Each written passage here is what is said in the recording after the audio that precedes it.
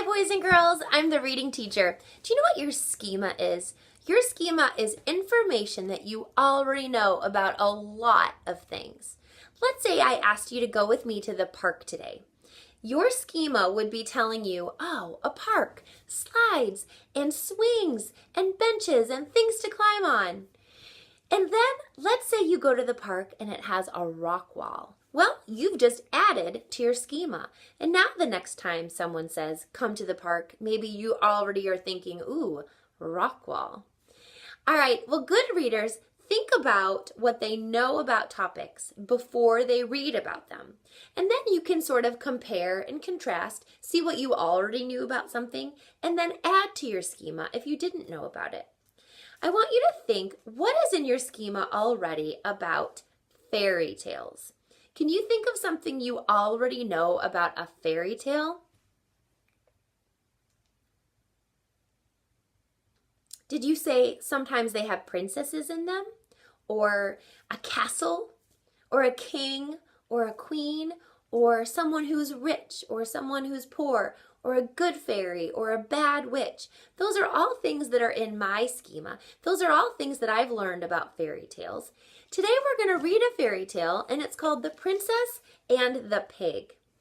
And I want you to use what's in your schema to help you understand this story better. This story is written by Jonathan Emmett, and it's illustrated by Polly Bernate.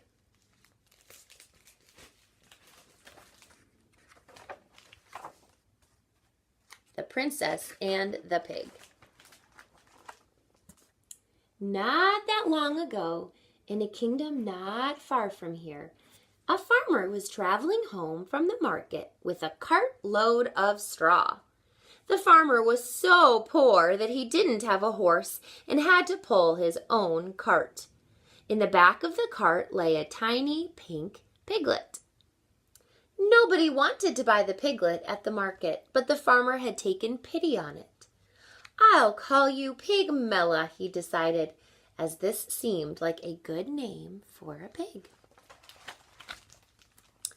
It was a hot day, and the farmer stopped to rest in the shade of a great castle. Far, far above him, on a high balcony, a queen was inspecting her new baby daughter. The queen was so rich that she had 7 nannies and didn't have to look after her own child. The queen picked the baby out of her cradle and held her at arm's length.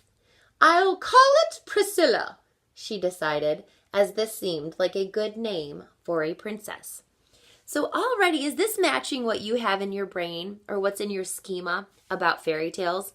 It's matching things for me, the costumes that they're wearing, the wide open fields, the man who's pulling his cart behind him because he's so poor, with the castle in the background. A moment later, a wet squelching noise came from the baby's diaper, followed closely by an awful smell. Yuck! Shrieked the queen, dropping the baby and running off to find the royal nannies. She left so quickly that she didn't notice she had dropped the baby over the edge of the balcony. How many of you are thinking, what might happen? Down, down, down went the baby into the farmer's cart. And up, up, up flew the piglet into the princess's cradle. So they've switched places. I wonder what's going to happen. When the queen returned and found the piglet lying where the baby should have been, she let out an even louder shriek and fainted into the nanny's arms. The king thought he knew what happened. A bad fairy has done this, he explained. The fairy wasn't invited to the princess's christening, so she's turned the baby into a piglet to get her revenge. It's the sort of thing that happens all the time in books. And look, he's holding up the story Sleeping Beauty, because that does seem similar to Sleeping Beauty, doesn't it? Meanwhile, the farmer had returned home and was surprised to discover a baby girl lying where the piglet should have been. The farmer's wife thought she knew what had happened. "A good fairy has done this," she explained. "The fairy knew how poor and honest we are and how badly we wanted a child, so she turned the piglet into a baby.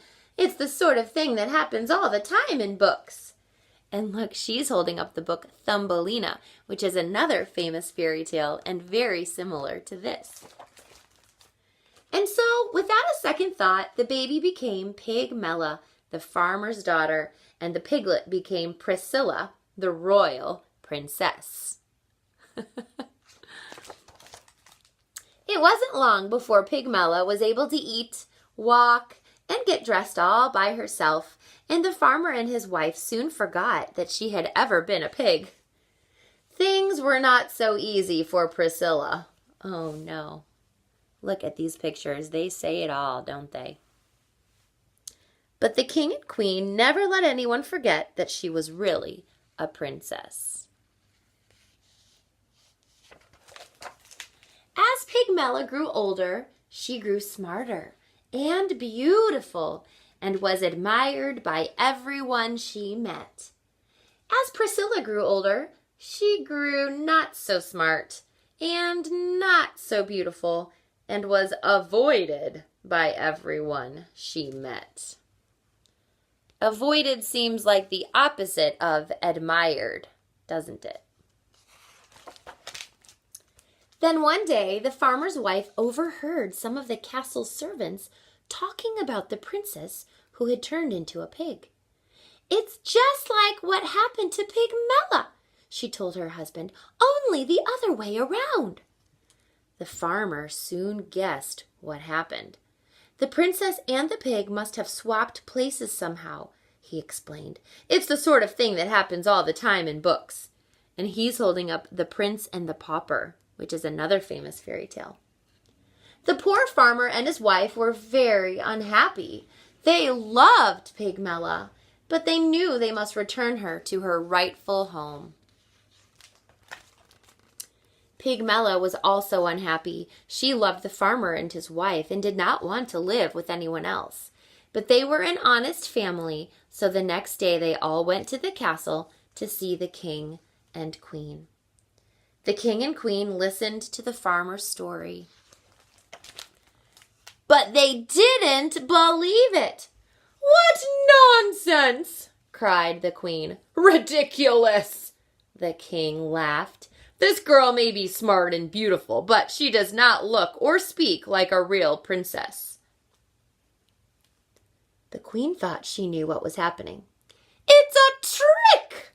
she declared. "This girl is just a farmer's daughter pretending to be a princess so that she can marry a prince. It's the sort of thing that happens all the time in books." See Puss in Boots? And so Pigmella returned home with the farmer and his wife, where she married a young shepherd and lived happily ever after, and never once wished that she'd been a princess. And Priscilla also got married to a handsome prince, although he had to be talked into it. Priscilla was changed into a pig by a bad fairy, the king explained. "But once you kiss her, the spell will be broken and she will turn back into a beautiful princess," added the queen. "It's the sort of thing that happens all the time in books," they assured him. The Frog Prince. But unfortunately for the prince, it's not the sort of thing that happens in this particular book. So I love this story because it took so much of what I have in my schema about fairy tales and put it in here. I hope you really liked this story, and you can go to your library and check out some different fairy tales that maybe were in this book, like The Frog Prince or The Princess and the Pauper, or Sleeping Beauty was in this book too, wasn't it? All right, good job, friends, and next time you're reading, think about what's in your schema already, and that will help you understand the story better.